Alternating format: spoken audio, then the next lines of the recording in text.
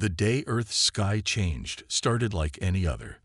Blue skies stretched over cities and oceans, clouds drifted lazily across continents, and 7 billion humans went about their daily lives. None of them knew that high above, beyond the reach of Earth's most powerful telescopes, the first ships of the Galactic Empire were sliding out of hyperspace. The Empire's scout vessels emerged silently, their dark hulls absorbing what little sunlight reached them. Their arrival would have gone completely unnoticed if not for a junior astronomer at an observatory in Chile. He was checking routine telescope data when he noticed several objects that shouldn't have been there. At first, he thought it was an equipment malfunction. It wasn't. Within hours, observatories worldwide confirmed the presence of artificial structures in orbit. The objects were massive, each one larger than the International Space Station. They moved with precision that defied natural orbital mechanics, occasionally adjusting their position with bursts of blue energy that Earth's sensors couldn't properly analyze. World leaders scrambled to respond. Emergency meetings were called. Military forces went on high alert. The UN Security Council gathered for an unprecedented emergency session, but before they could decide on a course of action, the aliens made their presence known. The Empire's ships descended into lower orbit, clearly visible now to anyone who looked up at the night sky. Their hulls gleamed with a metallic sheen that seemed to shift colors in the sunlight. Dozens of smaller craft emerged from the larger vessels, taking up positions around Earth's major cities. Humanity's first attempts at communication were met with silence. Radio signals, light patterns, mathematical sequences, nothing earned a response. The Empire's ships simply continued their methodical deployment, ignoring all attempts at contact. Military satellites began failing one by one. First, the Americans lost contact, then the Russians, Chinese, and Europeans. Each failure was preceded by a brief energy spike that Earth's remaining sensors couldn't explain. The pattern was clear. The aliens were systematically mapping and disabling Earth's defensive capabilities. The Global Defense Council, hastily assembled from Earth's top military commanders, watched helplessly as their orbital infrastructure went dark. General Thompson, the American representative, slammed his fist on the conference table. "They're treating us like we're not even worth talking to," he growled. He was right. The Empire saw Earth as nothing more than another primitive world to be added to their vast collection. Their scans had detected nuclear weapons, basic space flight capability, and rudimentary digital technology. Nothing that posed any real threat to their advanced civilization. They had conquered thousands of worlds more advanced than Earth. This would be simple. The Empire's arrogance showed in their methodical but unhurried approach. They took their time, confident that Earth's primitive weapons couldn't harm their shields. They didn't bother encrypting their communications, believing Earth's technology too primitive to intercept or understand their quantum-based transmissions. This was their first mistake. At a research facility deep beneath the Rocky Mountains, Dr. Roberts and her team worked frantically to analyze the alien signals they were detecting. The patterns were unlike anything they'd seen before, but they weren't completely incomprehensible. There was structure there, mathematics that hinted at the technology behind them. "They're using quantum fields for everything," Dr. Roberts explained to the facility's military commander. "Their shields, their communications, their weapons. It's all based on manipulating quantum states. Advanced, yes, but not magic. We can understand it. And what we can understand, we can fight," the commander finished. The Empire's ships continued their deployment, unaware that humans were already beginning to unravel their technological secrets. They didn't notice when Dr. Roberts' team successfully intercepted and decoded their first transmission. They didn't realize that humans were already adapting, already planning, already finding ways to fight back. As night fell over Earth's major cities, millions looked up at the alien ships with fear. But in underground bunkers, secret laboratories, and military installations around the world, humanity was preparing. The Empire thought they were dealing with primitive savages who would surrender at the first show of force. They were about to learn just how wrong they were. The invasion was coming, but humanity would be ready. The Empire struck at dawn. Their ships descended through Earth's atmosphere like dark clouds, their engines humming with strange energy. The first targets were military bases. The aliens had studied Earth's defenses well enough to know where to hit first. Missiles streaked up to meet the alien ships, hundreds of them, launched from hidden silos and mobile platforms around the world. The Empire's commanders watched with amusement as Earth's primitive weapons approached their shields. Their amusement turned to surprise when the first missile penetrated their defensive field. Dr. Roberts' team had worked through the night, modifying a small number of nuclear warheads to emit specific quantum frequencies. Most missiles were destroyed or bounced harmlessly off alien shields, but enough got through to prove humanity wasn't helpless. The Empire responded with overwhelming force. Their ships launched energy weapons that turned military bases into glass craters. Alien dropships landed outside major cities, deploying ground forces in sleek armor suits. Their weapons fired beams of intense energy that cut through tanks like paper. But humans had learned from countless wars. As alien forces advanced into cities, they found them empty. No resistance, no defenders, just silent buildings. Then the traps began. In New York, alien troops marched down Broadway until the ground collapsed beneath them, dropping entire squads into flooded subway tunnels. In Moscow, resistance fighters used modified radio signals to scramble the aliens' quantum communications, leaving their units isolated and confused. In Beijing, engineers had rigged entire city blocks with electromagnetic pulses that shorted out alien weapon systems. The Empire was learning a harsh lesson. Humans were masters of adaptation. Within hours of the first alien weapons being used, military scientists were already studying debris and developing countermeasures. Each destroyed alien ship or defeated ground unit provided new insights into their technology. At a hidden facility in the Alps, Dr. Miller made a crucial discovery. Their quantum shields have a refresh rate. He explained to military leaders over a secure video link. It's incredibly fast, but it's not continuous. There's a pattern. If we time our attacks just right, the knowledge spread quickly through Earth's remaining military networks. Armed forces began coordinating their attacks, timing them to exploit split-second gaps in alien defenses. The Empire's casualties started mounting.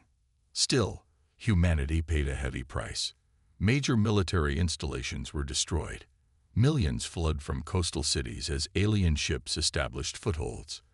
The Empire's technology was decades, maybe centuries ahead of Earth's. But they had never faced an enemy so determined to survive. In orbit, the International Space Station became humanity's first casualty in space. But its crew, having detected the alien approach days earlier, had already evacuated, taking with them crucial research data about the alien ship movements. This data would prove invaluable in the fights to come. The Empire's ground forces pushed inland, expecting to find broken resistance and surrendering populations. Instead, they found endless guerrilla attacks. Human fighters would strike and disappear into tunnel networks. Civilian technologies were repurposed into weapons, commercial drones modified to carry explosives, self-driving cars turned into mobile bombs, cell phone networks reprogrammed to track alien movements. By sunset of the first day, the Empire's easy victory had turned into a grinding battle of attrition. Their leaders were baffled. How could these primitives be fighting back so effectively? Why wouldn't they just surrender like so many other worlds had? In an underground command center, General Thompson watched the battle reports coming in. Despite heavy losses, he smiled. "They thought we'd break easily," he said to his staff. "They don't understand what they're dealing with. Humanity doesn't give up. We adapt. We survive. And now," he pointed to a screen showing captured alien technology being studied by teams of scientists. "Now we're learning. Every hour we hold out, we get stronger. Every piece of their technology we capture makes us more dangerous." The Empire had started this war expecting a quick conquest. Instead, they had awakened a sleeping giant. Humanity was fighting back, and they were learning fast. The real war was just beginning. A week into the invasion, humanity made its first major breakthrough. In a forgotten research bunker beneath the ruins of a university, scientists gathered around a captured alien shield generator. The device hummed softly, its inner workings exposed by careful dissection. "Look at this," Dr. Miller said, pointing to the device's core. "Their entire technology is built around controlling quantum states, but they're only using basic quantum field manipulation. It's advanced, yes, but it follows rules. Simple rules." The Empire had made a critical mistake. In their arrogance, they had used the same technology for centuries without improvement. Why change what had always worked? They never imagined that a primitive species could understand their technology, let alone improve upon it. Teams of scientists around the world began sharing their findings through hidden networks. Japanese researchers discovered that alien shields couldn't maintain stability under specific electromagnetic frequencies. Indian computer experts cracked the basic patterns of Empire communications. Brazilian engineers found ways to disrupt alien weapon power systems. But the biggest discovery came from an unexpected source. A group of video game developers, now working with military scientists, recognized something in the Empire's battle tactics. "They're using basic attack patterns," one programmer explained. "Like old-school video game AI. They don't adapt.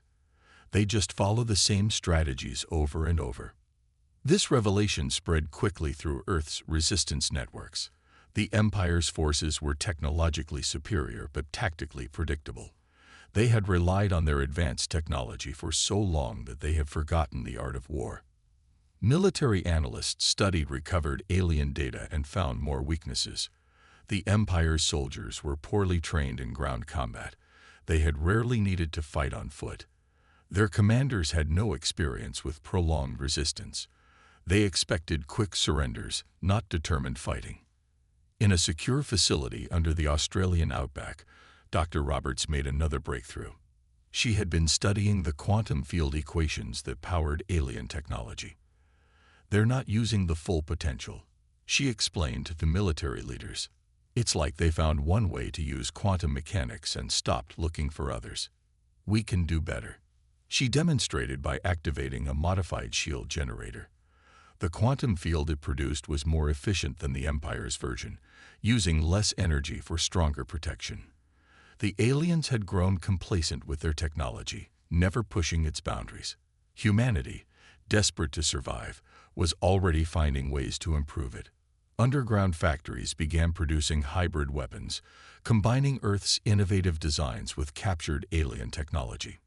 Chinese manufacturing plants worked around the clock, creating new quantum field generators.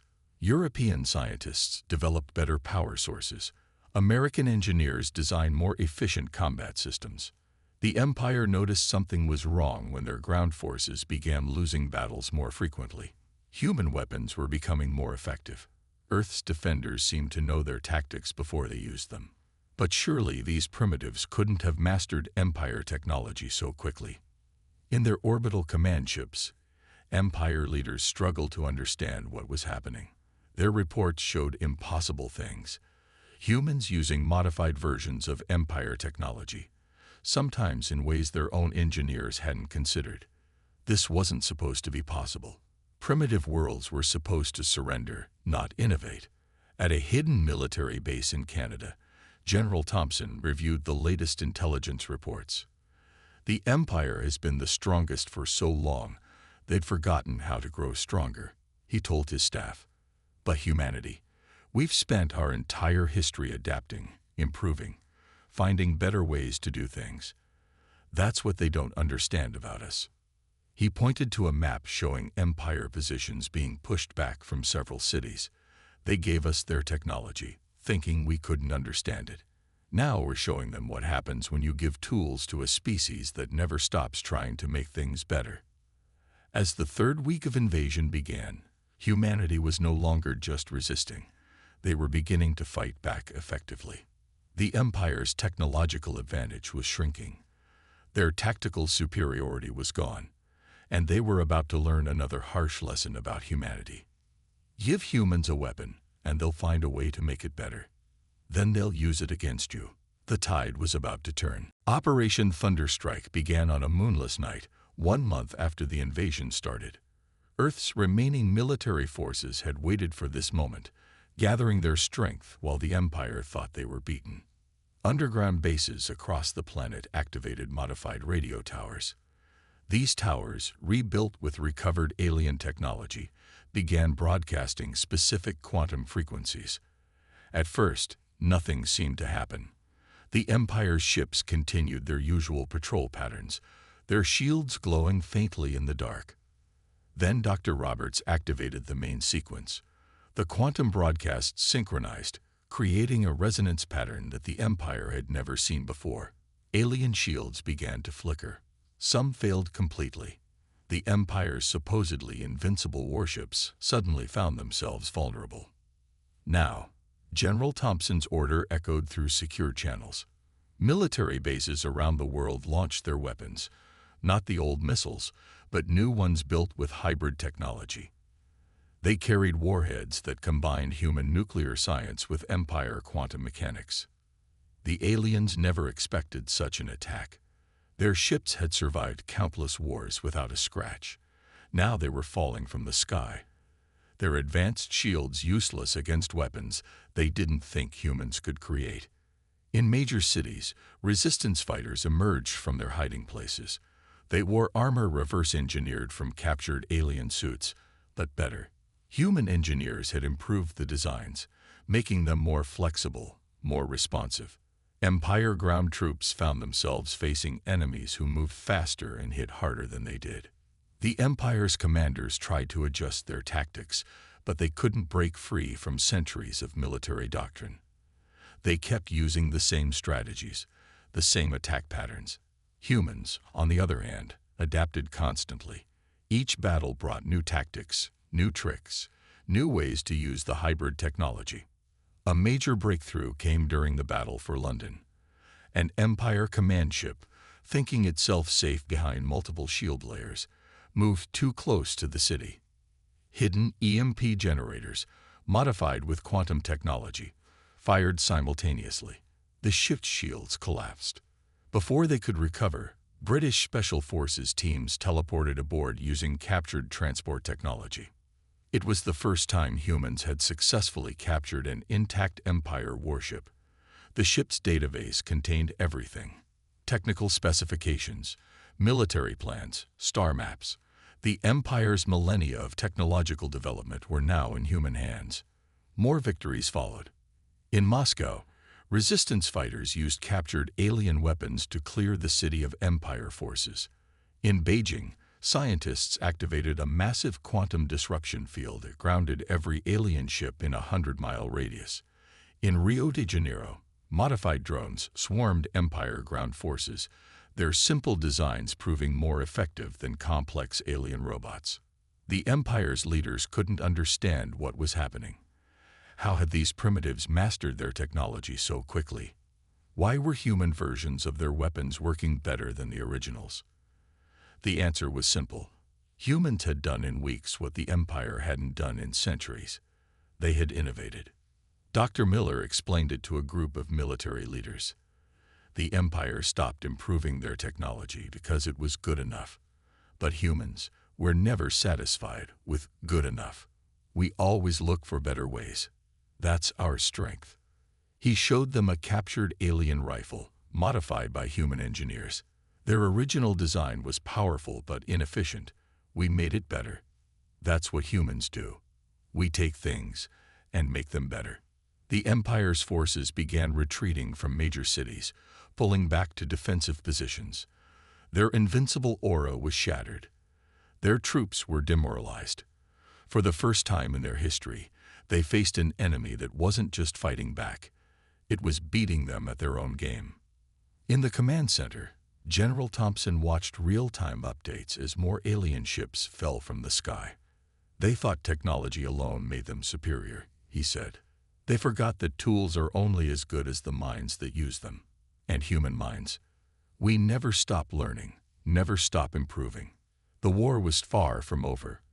The Empire still had vast resources, massive fleets, and technologies humans hadn't yet encountered. But they had lost something crucial, their belief in their own invincibility. And humanity had gained something more valuable than any technology: confidence. They knew now that they could win. The real fight was about to begin. 2 months into the war, Earth's military leaders gathered in a hidden mountain base to plan humanity's next move. The captured Empire command ship had given them something priceless: the complete map of Empire space communications. Dr. Roberts stood before a holographic display, pointing to networks of light that represented Empire transmission channels. Their entire communication system depends on quantum messaging, she explained. Unbreakable, they thought. But we found a way in. Earth's best computer experts had worked non-stop for weeks, combining human coding techniques with alien technology. They couldn't break the Empire's codes, but they could do something better. They could make their own messages look like Empire communications. The plan was bold. While Earth's forces kept pushing the Empire back on the ground, a special team would infiltrate the alien fleet in orbit. They would use the Empire's own communication protocols against them, sending false orders, creating confusion, and disrupting their chain of command. The infiltration team trained in a simulator built from captured alien technology.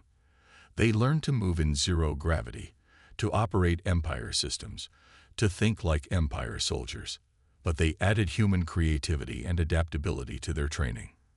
The mission launched under cover of a massive ground assault. While Empire forces focused on defending against attacks from below, a small ship carrying the infiltration team slipped through their defensive line.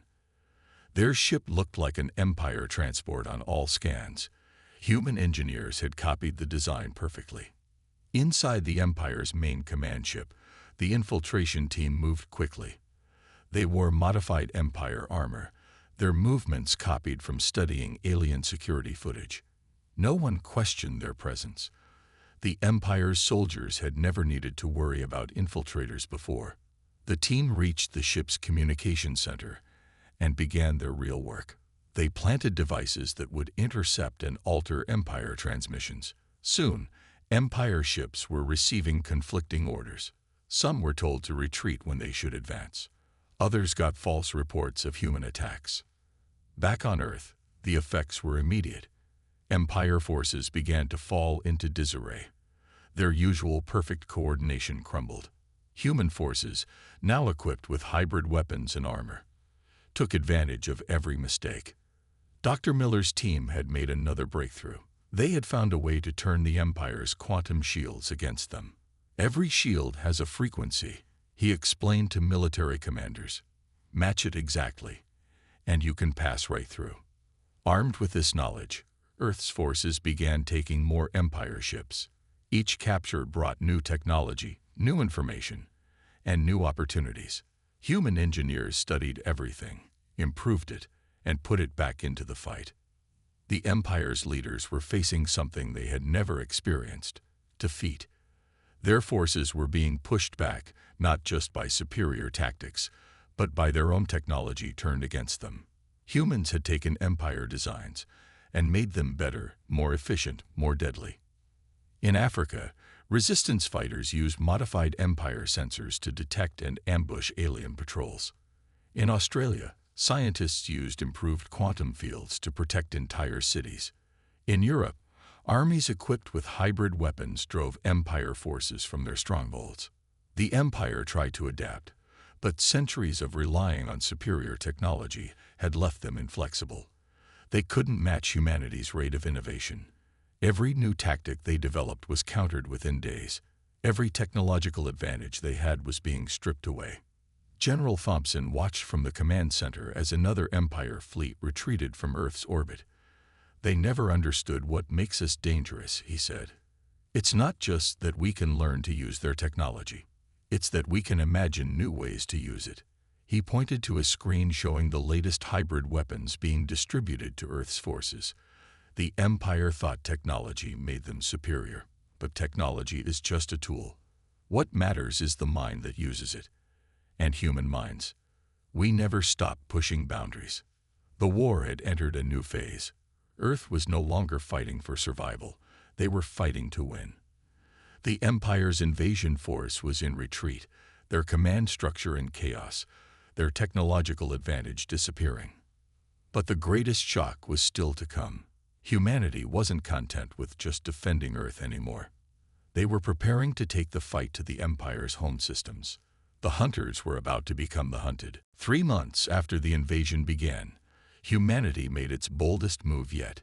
In shipyards hidden beneath the ocean and deep within mountains, Earth's engineers had been busy. They weren't just repairing captured Empire ships. They were making them better. "Look at what we've done," Dr. Roberts said, walking through a massive underground hangar. Above her towered a modified Empire warship. Its hull gleamed with a new type of quantum-enhanced armor. Weapon systems that once ran on pure Empire technology now combined the best of both worlds. "We kept the Empire's quantum engines," she explained to military leaders, "but added our own power management systems. Their ships waste energy. Ours won't." She pointed to new weapons mounted on the hull. "And these. Empire tech modified with human ingenuity. Twice the power, half the energy cost." Earth had built a fleet unlike anything the galaxy had seen before. The ships looked like Empire vessels on the outside, but inside they were something new, something better. Humanity had taken alien technology and improved it in ways the Empire never imagined. General Thompson stood on the bridge of the flagship, now renamed Humanity's Hope. Around him, crew members trained on hybrid control systems. They had learned to use Empire technology, then learned to make it work better. "The Empire thought they were invincible," he told his crew. "They never had to improve, never had to adapt. But that's all humans do. We take things and make them better. Now we're going to show them what their own technology can really do." The fleet launched at dawn. Hundreds of ships, each one a perfect blend of human innovation and Empire technology. They rose from hidden bases around the world, breaking through the atmosphere in perfect formation. The remaining Empire ships in orbit fled at their approach. In space, the fleet assembled for its first faster-than-light jump. The coordinates came from the captured Empire databases, the location of their nearest major military base. Empire leaders had never thought to change these coordinates. Why would they? No conquered species had ever dared to attack them before. Dr. Miller watched from mission control as the fleet prepared to jump. His team had improved the Empire's faster-than-light drives, making them more stable and efficient. "They've used the same FTL technology for centuries," he said. "We made it better in 3 months." The jump was perfect. The fleet emerged exactly where they planned, catching the Empire base completely by surprise. The base's commanders couldn't believe what their sensors told them. Their own ships, but different, modified, improved. The battle was short. Empire ships still used their original designs, unchanged for centuries. Earth's ships carried weapons they had never seen before, shields they couldn't penetrate, and crews who fought with human determination and creativity. As the Empire base fell, Earth's fleet captured something even more valuable than ships and weapons: star maps, complete records of Empire space, every world they controlled, every base they had built, every resource they depended on. More attacks followed. The fleet struck Empire bases and supply lines, using their own transportation networks against them. Each victory brought new resources, new ships, new technology to study and improve. The Empire tried to respond, but they were fighting an enemy unlike any they had faced. Humans didn't just use technology.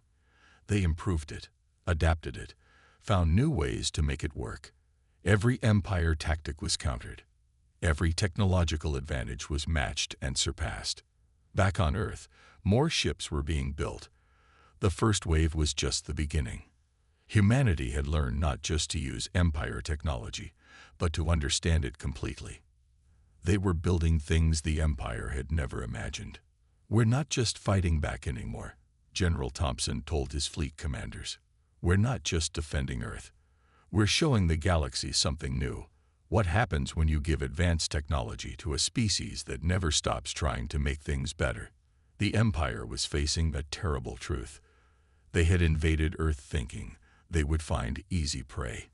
Instead, they had awakened humanity's full potential. Now their own technology was being used against them in ways they never thought possible.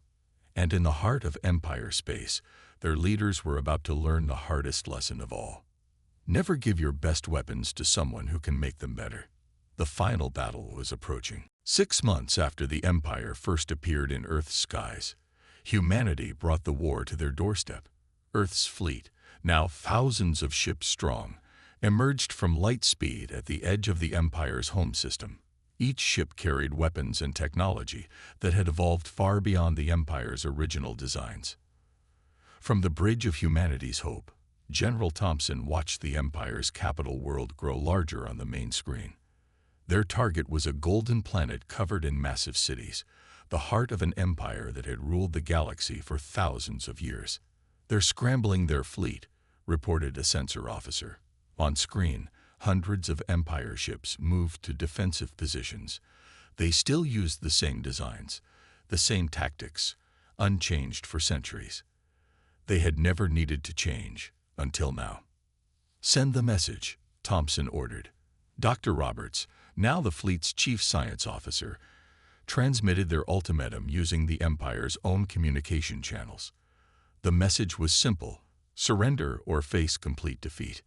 The Empire's response was exactly what they expected: arrogant refusal. They couldn't imagine surrendering to a species they had tried to conquer just months ago. Their pride wouldn't allow it. "They still don't understand," Dr. Miller said from his position at the weapons console. "They think technology alone makes them strong. They never learn that it's not the tools that matter. It's how you use them." The battle began. Empire ships launched their standard attack patterns, the same ones they had used for centuries. Earth's fleet responded with tactics that changed minute by minute, using technology in ways the Empire had never imagined. Modified quantum shields absorbed enemy fire and turned it back against them. Improved faster-than-light drives let Earth's ships jump in and out of battle with perfect precision. Hybrid weapons cut through Empire defenses like they weren't even there. The Empire's commanders tried to adapt, but centuries of reliance on superior technology had left them inflexible. They couldn't match humanity's rate of innovation, couldn't counter tactics they had never seen before. On the Empire's capital world, their ruling council watched in horror as their fleet was systematically taken apart. Ships they had thought invincible were being destroyed by improved versions of their own weapons. Defenses that had stood for centuries crumbled before human ingenuity. "Final warning," Thompson transmitted. "Surrender now, and we'll show mercy. Continue fighting, and we'll dismantle your empire piece by piece." To prove the point, Earth's fleet disabled the planet's orbital defense network with a single synchronized strike. The Empire's response was chaos. Some commanders wanted to fight to the end. Others saw the truth. They were facing an enemy that had taken their best technology and made it better. An enemy that adapted faster than they could respond. In the end, it wasn't even close. Earth's fleet had surrounded the capital world, demonstrating power the Empire didn't know was possible with their own technology. Humanity had mastered in months what the Empire had failed to improve in centuries. The surrender came exactly 7 months after the Empire's first ships appeared above Earth. Their ruling council, faced with complete defeat, finally understood their fatal mistake. They had thought their technology made them invincible. Instead, it had become the tool of their downfall. As General Thompson stood in the Empire's Grand Council chamber accepting their surrender, he delivered humanity's message. "You invaded Earth thinking we were primitive. You gave us access to your technology, thinking we couldn't understand it. That was your mistake." He gestured to the Earth ships visible through the chamber's massive windows. "Humans never stop learning, never stop improving. We took your technology and made it better. We showed you what it could really do. Remember that before you ever think of threatening Earth again." The war was over. The empire that had ruled the galaxy for thousands of years had been defeated in just 7 months. Not by superior numbers or better technology, but by humanity's greatest strength. The drive to improve, to innovate, to make things better.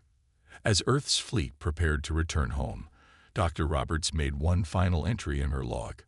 The Empire thought technology made them superior. They forgot that technology is just a tool. What matters is the mind that uses it, and human minds. We never stop pushing boundaries, never stop asking what if. That's what makes us strong. That's what makes us human. The galaxy would never be the same, and humanity was just getting started.